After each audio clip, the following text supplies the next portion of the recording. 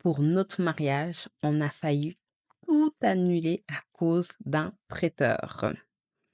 C'était à J-25 du mariage, le devis du traiteur arrivait et c'était le double de ce qu'on avait prévu. Waouh. Moi, je regardais le budget, elle regardait l'ambiance, les invités et on s'est pris la tête fort. On pensait que tout roulait, mais en fait, on n'avait jamais vraiment discuté du budget à deux. Pas des priorités, pas des limites, juste des listes Pinterest et des prestataires. Ce jour-là, on a compris qu'organiser un mariage, c'est une épreuve, mais aussi une opportunité de se construire à deux. Histoire très intéressante. Peut-être que toi aussi tu reconnais au travers de cette histoire ou encore ton couple ou futur couple. Et au travers de cette histoire, nous allons juste voir les différentes erreurs que ce couple en tout cas, a commises. Et du coup, au travers de leur histoire, on va juste vous énumérer, vous montrer ces erreurs pour que toi aussi qui vas te marier bientôt, tu puisses éviter de tomber sur ces erreurs. Est-ce que tu es Yes. prêt pour entendre ou encore découvrir ces erreurs? Voilà. Donc, première erreur, erreur numéro un, c'est que pendant qu'ils organisaient ce mariage, pendant qu'ils étaient dans l'organisation, la tête baissée dans l'organisation, ils n'ont pas eu le temps de parler ouvertement et de façon sincère de leurs dettes ou de réalités financières que chacun avait. Parce qu'en réalité, lorsqu'on organise le mariage, on est focus sur le jour J, on est Mhm. focus sur l'organisation, sur le jour J, avant, après. Mais en fait, il y a une vie après le mariage et on oublie de parler sur les dettes. Des fois, certains cachent ces dettes et ces réalités, mais ça finit toujours par nous rattraper. Yes.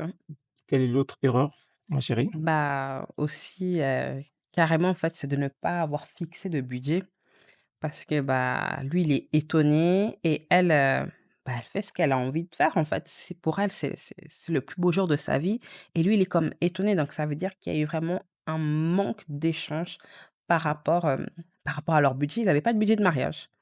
Exactement. Donc, deuxième erreur, aucun budget de mariage défini à l'avance. C'est au jour le jour. Et Yes. troisième erreur, c'est souvent beaucoup de gens tombent sur cette erreur, c'est laisser une seule personne tout gérer. Mmh. On se dit, ouais, elle va gérer. Carrément. Elle va gérer. Je gère pas cette partie, des détails et tout ça. Et du coup, on laisse très souvent à la femme de gérer Yes. le budget de mariage. Et malheureusement, avec deux fois un surcharge de travail, avec deux fois beaucoup de choses à gérer, bah, elle n'arrive pas à tout gérer. Il y a des choses qui passent très vite sans avoir un regard focus sur cela. Donc ça, c'est vraiment une des troisièmes, en tout cas la troisième erreur à éviter que ce couple Yes. dont on vient de lire l'histoire a commise. Ouais et tu sais, pour finir sur ce point, il y a une erreur, je sais pas si pour vous elle est flagrante comme vous, mais c'est vrai, son mariage, c'est à l'image de ce qu'elle voit sur Pinterest. Donc, mesdames, messieurs, votre mariage doit vous ressembler à vous. Vous n'aurez peut-être pas du tout le mariage que vous voyez sur les réseaux sociaux, sur Pinterest et ça, c'est important de, de prendre conscience, en fait, que Tout ton à fait. mariage, c'est avec ce que tu as et à ton image, quoi. Ne compare pas ton mariage. Exactement. Mais j'ai envie d'ajouter un bonus d'erreur que beaucoup de personnes commettent aussi, c'est de croire ou d'encore de confondre les envies, ou encore ses envies personnelles et les attentes familiales. Parce que des fois, pour certains couples, ils sont influencés par les parents, influencés par la famille, Yes. parce que les parents, c'est le maire de la ville, le maire du quartier, le chef du quartier, du quartier qui doit inviter tout le monde. Et donc, Ouais. il impose des fois aux futurs mariés de dire, j'ai 50 personnes, j'ai 40 personnes, Qui te connaissent depuis que qui tu te es né. connaissent depuis que tu es né, qui ont changé la couche, qui ont élevé C'est ceci, ça. qui t'ont accompagné à l'école, qui t'ont traversé la route, etc. Allez, je rigole un peu dans ce sens, mais une manière de dire que beaucoup de gens que je connais, ils doivent être Mmh. là. Et Ouais. deux fois, on fait l'erreur entre les attentes familiales et nos Mmh. envies. C'est vous qui vous mariez, c'est pas la famille qui vous marie. Donc, C'est c'est à clair, vous hein. de décider afin de ne pas tomber dans ce piège parce que si vous acceptez, alors vous tombez dans ce piège, alors vous êtes en train de commettre une erreur grave qui peut vous coûter de l'argent, de l'énergie ou encore autre chose. Voilà. Exactement. Au total, donc, c'est ces 5 erreurs qu'on a citées, qu'on vous a données, qu'il faut absolument éviter si vous voulez pas, finir comme ce couple dont on vient de lire l'histoire. Yes. Et tu sais chérie, là, on est dans notre 9e année de mariage. Youlouloulouloulou. 9 ans déjà, bientôt 10. 9 ans d'années de mariage, d'amour. Pas de cash seulement, mais surtout d'amour. Je suis reconnaissante pour ça et j'ai envie de nous demander, mais qu'est-ce qu'on aurait aimé savoir, nous, avant de se marier? Qu'est-ce qu'on aimerait savoir avant de se marier? Qu'est-ce qu'on aurait aimé savoir? Voilà. Qu'est-ce on aurait aimé savoir avant de se marier? Yes. Bah, une des choses, en tout cas, moi perso, c'est, de bien suivre le budget. Parce qu'une des erreurs que moi j'avais fait à l'époque, c'est de se dire: «Je gère pas la partie finance, je la laisse gérer, je me focus sur autre chose, beaucoup plus importante». Donc une des choses que j'aurais aimé, c'est de se dire: «Bah, en fait, il faut que j'ai un regard sur les finances, il faut que j'ai un regard sur le budget, il faut que j'ai un regard sur ce qui est dépensé». Et autre chose que j'aurais aussi voulu, savoir, c'est de comprendre du moins, les bases de la gestion financière parce que Mmh. à l'époque, on n'avait pas de charges, on était encore tout Bah jeunes, on oui, n'avait pas d'enfants. Moi, je pense qu'à l'époque, on aurait dû faire différemment pour investir une partie de l'argent, du moins pendant une période et profiter de cette période-là pour investir cet argent afin que ça puisse générer, du bénéfice ou encore un certain nombre de retours sur investissement avant de le mettre, sur comme budget en fait, du c'est mariage. clair. Et oui et ça me fait penser que, personnellement, moi, j'ai claqué toutes mes économies dedans. Donc la chose que j'aurais aimé savoir, en tout cas prendre cette conscience qu'il y a un après, avant le mariage. C'est pas juste le jour J, il y a le après quand on se réveille le lendemain. Heu, je pense que vous avez déjà entendu peut-être les imprévus qu'on a eus, juste après notre mariage, on l'a déjà raconté à plusieurs reprises. On peut encore raconter, hein, Oui. pour ceux qui suivent la vidéo pour la première fois. Exactement. Pour faire très court, quelques jours après notre mariage, au retour, non, quelques semaines, on va dire peut-être 2 semaines, ouais, Non, c'était au retour ouais, tout de au suite. retour justement de nos noces et ben, notre voiture est tombée en panne, fraîchement mariés, on était encore entre le ciel et la terre, comment dire et voilà, on a eu cet imprévu où on a dû faire face très difficilement et c'est vrai que là, tu te dis: «Ouais, c'est important d'avoir, de l'argent pour les imprévus» et nous, Tout on à n'avait fait. pas forcément préparé ça, On ne savait même pas on n'était pas forcément éduqués Mmh, jusqu'à ce point de se dire qu'il fallait l'avoir. Donc une chose qu'on aimerait bien dû savoir avant. ouais, exactement. Donc mesdames et messieurs, il y a un jour, profitez au maximum, mais il y a un jour après le mariage. Plusieurs jours après. Plusieurs jours après le mariage, il y a la réalité. Donc ça, c'est vraiment ce que j'aurais aimé savoir plus particulièrement. Tout à fait, tout à Yes fait. et puis, chérie, il y a des personnes, qui nous ont dit: «Mais quels sont d'autres conseils?» Est-ce on peut partager, d'autres conseils, en tout cas pour ceux qui se préparent? Vous savez que pour nous, c'est un sujet pour nous qui est important. C'est pour ça même qu'on a écrit, ce livre, hein, «Comment organiser son mariage sans se ruiner».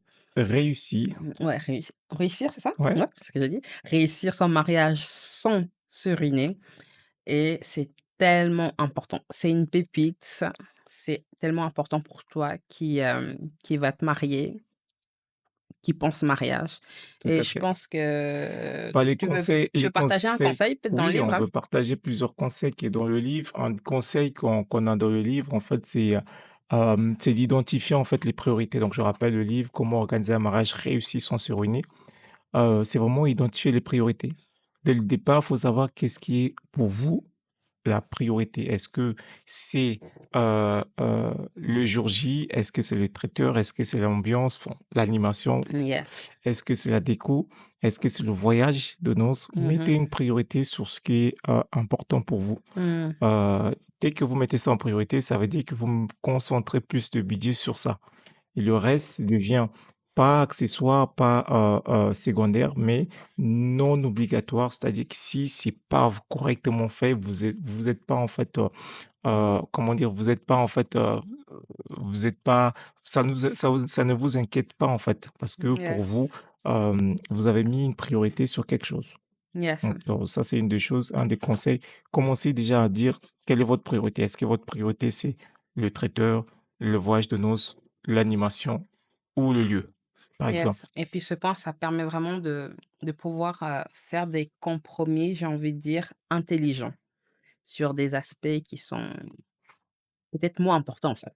Tout à fait. Peut-être moins importants. Et ce que je rajouterais aussi comme conseil, définissez une vision financière. Une vision financière. Préparez-vous déjà, comme on a dit, pour le après-mariage. Qu'est-ce que vous voyez? Est-ce qu'il y a des formations que vous voulez faire durant les mois à venir? Comment se préparer? Est-ce que vous voulez partir en vacances? Ayez une vision financière parce que tout projet demande de l'argent.